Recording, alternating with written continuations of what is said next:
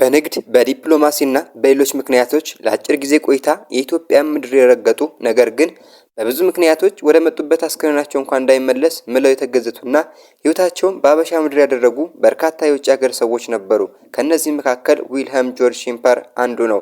ዘ ኢስሊንጅን ትሬንች ሶሳይቲ በተባለ የእጽዋትን ዝርያዎችን ከመላው ዓለም በማሰባሰብ ጥናት ያደርግ በነበረ የጀርመን ተቋም ተቀጥሮ እንደ ኢሮፓያን አቆጣጠር በ1837 ዓ.ም የአቢሲኒያ ምድር የረገጠው ይህ ሰው ከአቢሲኒያ ጋር በፍቅር የከነፈው ሳይውል ሳያድር ነበረ።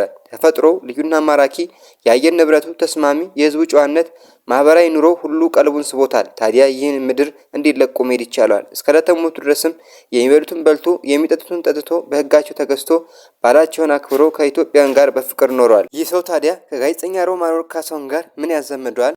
ሺምፐር ከወቅቱ የኢትዮጵያ ንጉሠ ነገሥት ዮሐንስ አራተኛ ጋር ወዳጅነት እንደነበረው ይነገራል። ይህ ሰው አጼ ዮሐንስ ከጀርመኑ ንጉሥ ጋር ለነበራቸው ግንኙነት እንደ ድልድይ ሆኖ አገልግሏል። ለቤተ መንግስት በነበረው ቅርበትም በጊዜው የበጌ ምድርና የትግራይ ገዢ የነበሩት ደጃዝማች ውቤ ምርሲት የተባለችውን ሴት ልጃቸውን ድረውለት በትዳር ይኖር ነበር። እንግዳሸትና ካሳሁን የተባሉ ሁለት ልጆችን አፍርቷል። ሚስተር ሺምፐር ካሳሁን የተባለውን ልጃቸውን ለከፍተኛ ትምህርት ወደ ታላቋ ብሪታንያ ልከው ቋንቋ፣ ስነ መለኮት እንዲሁም ፍልስፍናን አጥንቷል። በ1871 እንደ ኢሮፓያን አቆጣጠር ወደ ትውልድ ሀገሩ ኢትዮጵያ የተመለሰው ሚስተር ካሳሁን ሺምፐር ወይዘሮ አለሙ ሻንቺ ከተባለች ሴት ጋር በትዳር ተሳስሮ መኖር ጀመረ። ይህ ቤተሰቦቹ ካፈራቻቸው ልጆች መካከል ሮማን ወርቅ አንዷ ናት።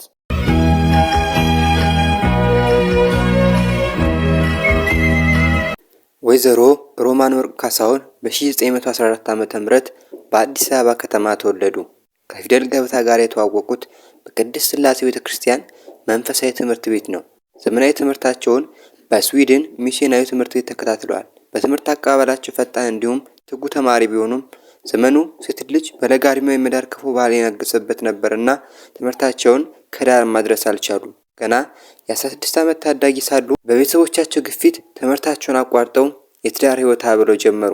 ወይዘሮ ሮማን ወርቅ በትምህርታቸው ባይዘልቁም ከመጻሕፍት ጋር ተወዳጅተው ይኖሩ ነበርና የእውቀት አድማሳቸው ሰፊ ነበር። ይህ ዘርፈ ብዙ እውቀታቸውም የጊዜው የማስታወቂያ ሚኒስቴር ባለስልጣናትን ቀልብ ሳበ ነበርና በ1930 ዓ.ም በመስሪያ ቤቱ ጋዜጠኝነት ለመቀጠር ቻሉ። በዚህም በኢትዮጵያ የመጀመሪያዋ ሴት ጋዜጠኛ ለመሆን በቁ። አንዳንድ መረጃዎች ግን በዚህ አይስማሙም። በኢትዮጵያ ብቻ ሳይሆን በአፍሪካ የመጀመሪያዋ ሴት ጋዜጠኛ ወይዘሮ ብዙ ወንድማገኝ ናቸው ብለው ያትታሉ። ጋዜጠኛ ሮማን ወርቅ ካሳሁን ከሩብ ክፍለ ዘመን በላይ በዘለቁበት የጋዜጠኝነት ህይወታቸው ለመጀመሪያ ጊዜ ከአድማጭ የተገናኙበት በይዘቱም ሆነ አቀራረቡ የተለየ በነበረው ለወይዛዝርት በተሰኘው ፕሮግራም ነው። ይህ ፕሮግራም ሴቶች በማህበረሰብ ውስጥ ያላቸውን ጉልህ ሚና የሚያሳይ፣ ስለ ዘመናዊ የቤተሰብ አስተዳደርና የልጅ አስተዳደግ እንዲሁም ሌሎች ተያያዥ ቤተሰባዊ ጉዳዮች የሚዳስስ ነበር። ጋዜጠኛ ሮማን ወርቅ ከህዝብ ዘንድ ይበልጥ እውቅናን ያተረፉት ከ25 ዓመታት በላይ በቆዩበት የሬዲዮ ጋዜጠኝነታቸው ቢሆንም በህትመት ሚዲያም ተሳትፎ ነበራቸው። በርካታ መጣጥፎችን በተለያዩ ጋዜጦችና መጽሔቶች ላይ ጽፈዋል። የመነን መጽሔት የመጀመሪያ ዋና አዘጋጅም እሳቸው ነበሩ። ጋዜጠኛ ሮማን ወርቅ ካሳሁን የጋዜጠኝነት ሙያቸውንም በዋናነት የሴቶችን መብትና እኩልነት ለማስከበር ማህበረሰቡ በሴቶች ላይ ያለውን የተዛባ አመለካከት ለመለወጥ ተጠቅሞበታል። ሴት ልጅ ከማጀት ውጪ ሌላ ስራ መስራቷ በማይታሰብበት በዚያ ወቅት በፕሮግራማቸው ሴቶች ከወንዶች እኩል ሰርተው መግባትና ለውጥ ማምጣት እንደሚችሉ አሳይተዋል።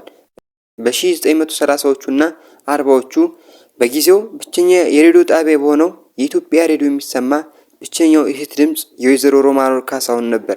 ታዲያ ያ ተስረቅራቂ ድምጽ የበርካታ ሴት ኢትዮጵያውያን ዘርፈ ብዙ ችግሮች በአደባባይ የሚያስተጋባ የነጻነት ድምጽ ብቻ ሳይሆን በኋላ ለመጡ እንደ ጋዜጠኛ ለኔ መኩሪያ፣ እቴጌ ሶፊያ አሰፋ የመሳሰሉት ሴት ጋዜጠኛ ወደ ጋዜጠኝነት ሙያ እንዲገቡ ትልቅ መነሳሳትን መፍጠር የቻለ ነው። ጋዜጠኛ ሮማን ወርቅ ካሳሁን በደራሲነታቸው ጸሐፊ ተውኔታቸውም እናውቃቸዋለን። በቤተሰብ አስተዳደር፣ በልጆች አያያዝና አስተዳደግ እንዲሁም በሴቶች ህይወት ዙሪያ ያተኮሩ ከ12 በላይ ድርሰቶችን ደርሰዋል። ካዘጋጃቸው 12 መጽሐፍት ግን የህትመት ብርሃን የደረሳቸው ትዳር በዘዴ እና ማኅቶተ ጥበብ ብቻ ናቸው። የበኩር መጽሐፋቸው በሆነው ትዳር በዘዴ ስለ ትዳር አስፈላጊነት፣ ጥንዶች በትዳር ህይወታቸው ሊያጋጥማቸው ስለሚችሉ ተግዳሮቶች ከነ መፍትሄዎቻቸው ጭምር ያነሳሉ። በአጠቃላይ በጋዜጦችና መጽሔቶች በሚጽፏቸው መጣጥፎች፣ በሬዲዮ ፕሮግራሞቻቸውና በመጽሐፍቶቻቸው የሀገር መሰረት የሆነ ቤተሰብ የምንለው ተቋም ይበለጽግ ዘንድ በስፋት ጽፈዋል። በማህበራዊና የበጎ ፈቃድ የድርጅት ተሳትፎ የነበራቸው በመርህ ዕውራን ድርጅት፣ በኢትዮጵያ ሴቶች ልሳን ማህበር፣ በወጣት ሴት ክርስቲያናዊ ማህበር እንዲሁም በኢትዮጵያ ደራሲያን ማህበር እንቅስቃሴዎች ውስጥ ትልቅ ተሳትፎ ነበራቸው። ላበረከቱት ዘርፈ ብዙ አስተዋጽኦም በርካታ ሽልማት ተበርክቶላቸዋል።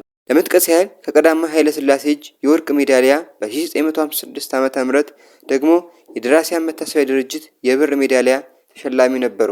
ጋዜጠኛ፣ የሴቶች መብት ተሟጋች፣ ደራሲና ጸሐፊ ተውኔት ሮማን ወርቅ ካሳሁን ጥር 23 ቀን 1964 ዓ.ም ከዚህ ዓለም በሞት ተለይተዋል።